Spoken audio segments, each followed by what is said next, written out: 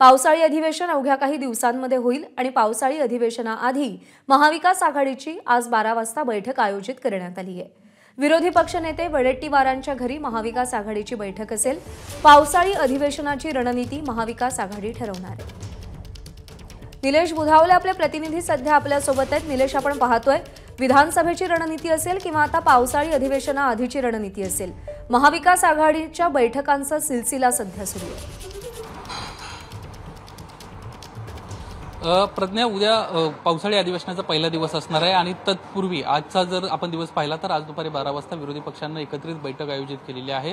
विरोधी पक्षनेते विजय वडेट्टीवार यांच्या निवासस्थानी हे बैठक पार पडेल। या बैठकीमध्ये प्रामुख्याने या अधिवेशनामध्ये कशा पद्धतीने आपण रणनीती अवलंबायची आणि कशा पद्धतीने सत्ताधाऱ्यांना कोंडीत पकडायचं या संदर्भातली प्रामुख्याने चर्चा पाहायला मिळेल। राज्यामध्ये कांदा प्रश्न असेल, मराठा आरक्षण, ओबीसी आरक्षण हे महत्त्वाचे प्रश्न असतील। या प्रश्नांवरून सध्या प्रचंड प्रमाणात सरकारवर टीका होते। यासोबतच कायदा आणि सुव्यवस्थेचा प्रश्न देखील महत्त्वाचा आहे।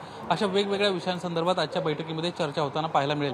दुसरी महत्त्वाची बाब अशी आहे की लोकसभेच्या निकालानंतर कुठेतरी महाराष्ट्रामध्ये महाविकास आघाडीचं मनोबल वाढल्याचं आपल्याला पाहायला मिळतंय। त्यामुळे प्रामुख्याने सत्ताधाऱ्यांवर मोठ्या प्रमाणामध्ये टीकेचा वर्षाव विरोधकांकडून होताना आपल्याला पाहायला मिळणार आणि त्याचीच रणनीती आज ठरवण्यात येईल अशा पद्धतीची देखील माहिती मिळते।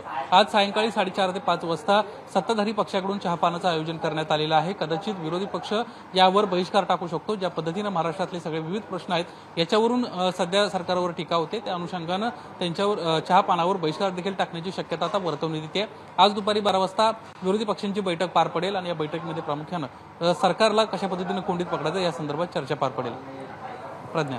निलेश, धन्यवाद दिलेल्या माहितीसाठी। एबीपी माझा, उघडा डोळे बघा नीट।